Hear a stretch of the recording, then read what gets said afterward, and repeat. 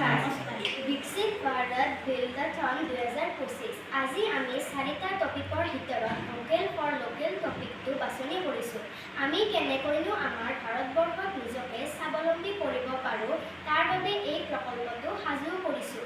আমি এই মাটিৰ চাকিবোৰ বিভিন্ন ৰঙেৰে ৰঙীন কৰি সেইবোৰ বিশ্বৰ বজাৰত অধিক দামত বিক্ৰী কৰি আমি স্বাৱলম্বী হ'ব পাৰোঁ। ইয়াৰ দ্বাৰা আমি আমাৰ স্থানীয় ক্ষুদ্ৰ উদ্যোগটোক আগবঢ়াই নিব পাৰোঁ।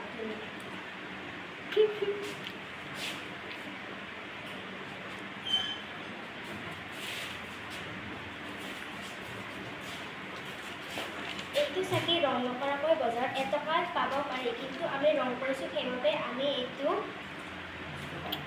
2 টকাত বিক্ৰী কৰিব পাৰোঁ, নহ'লে 3 টকাত কৰিব পাৰোঁ।